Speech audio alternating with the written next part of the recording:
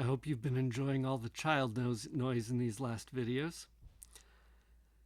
Our third story is anti-vax, anti-vaccination um, actors. Vaccines, we've known since they were developed in the early 20th century, that they prevent, early mid 20th century, that they prevent diseases. They're cheap. They improve health for whole populations. They're safe. They're effective. They work for years or even lifetimes. One thing that is common is a measles, mumps, and rubella vaccine. Give children one vaccination, 3 vaccines. It is possible to give these as 3 separate vaccines. If there were a benefit to this, that would be a good thing. But since we have found no benefits, it's nice to just have your kids take your kids for 1 shot or fewer shots, 2 fewer shots than they might otherwise need. Here are some places you can read about some of the things I'm going to talk about. There's a lot more information on them. And if you have questions and want to learn more, you can ask me questions and we can start going back to primary sources and figuring out facts that you want to know more about. So where's the money in being against vaccination? Andrew Wakefield decided for his reasons, which we can only guess at some of them, but he decided to invent a vaccine scare.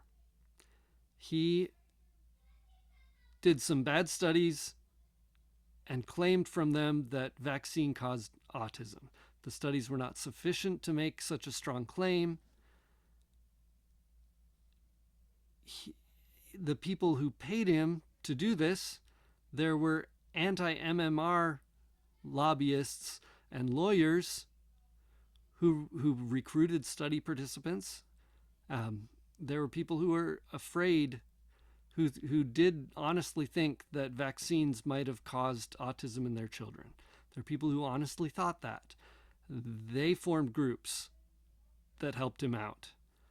He was paid over £400,000 by the lawyers involved in an anti-MMR vaccine lawsuit.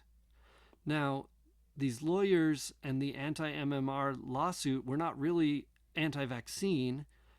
They just wanted to get the MMR vaccine split up so that it could be 3 separate vaccines. And Andrew Wakefield even had a patent on a measles-only vaccine. So if the 3 had been split up, he would have stood to make large amounts of money through donations to and being paid to do research into the bad effects of some vaccines, as well as off of the patent on the measles vaccine. Now, to know how vaccines work, you might talk to people that lived before them. If you can't find people, none of my kids have had the chickenpox. Chickenpox was pretty miserable. Not life-threatening for most kids, but pretty miserable. But you can see that before these vaccines came around, the rates of people getting sick with certain diseases were tens of thousands to millions in the US getting sick each year. And then after the vaccines, some of these things just disappeared. We don't have diphtheria. We don't have polio in the US. It's almost gone from the world. Smallpox is gone from the world. I knew a man when I was in college who worked in Africa helping get the smallpox vaccine into the last places in Africa. And it's just gone. vaccines have saved billions of people from getting sick and and millions from dying from diseases. So, but here was this doctor who stood to make a bunch of money by discrediting one vaccine and creating another. The anti-vax movement has moved on. Those original claims that they were talking about, most of the things they complained about are gone from vaccines. There's no thimerosal with mercury in it. There, and the autism connection has been refuted scientifically. It's just not there. But they continue to use the same playbook as lead and tobacco industries.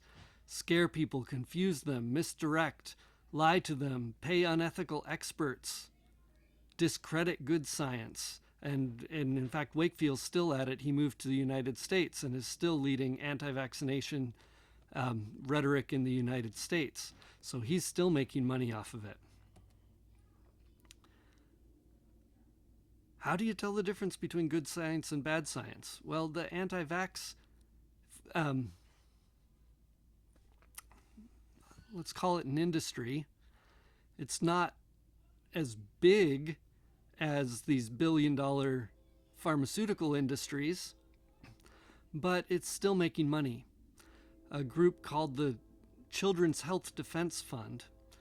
It's registered as a charitable organization that says it's working for children's health, to defend children's health. Since COVID in 2020, it's brought in tens of millions of dollars in donations. And RFK Jr. has received, in 2021 and 22, received over $500,000 as a director of this organization. So there is money for running this charity built on bad science. So there's money in it and there's political influence. There's a lot of political influence right now in the United States from the anti-vax movement. I can see why this is more confusing than some of the others, because you're talking anti-vax movement, which seems small and not corporate and not running a business, versus pharmaceuticals, who make the vaccines and make billions of dollars, the healthcare industry that promotes vaccines and makes lots of money, and the government that sometimes does some pretty bad things, especially when there is money to be made from corruption. So it looks like small against big. But on the side of vaccines, you also have history. You have essentially all virologists, all epidemiologists, all doctors and public health officials that study and pay attention to people's health. So pharma and the healthcare industry and government, in promoting vaccines, are actually doing what the people who don't make money off of vaccines say you should do. They say we should get vaccinated. We should take care of each other and keep each other from getting sick. And this is a cheap and effective way to do it. And that's what we're hearing out of universities, out of public health centers, out of different countries all over the world that don't have the big pharmaceutical companies in them.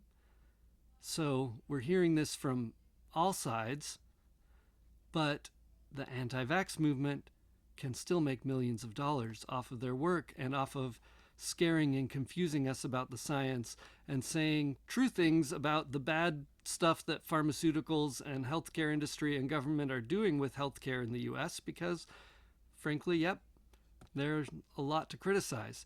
Now, we haven't fixed it yet. The anti-vax movement's really strong right now.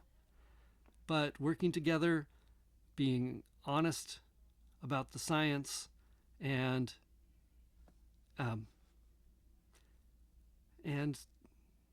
just working for good policies in our government, we can keep working on it. we can help improve people's health.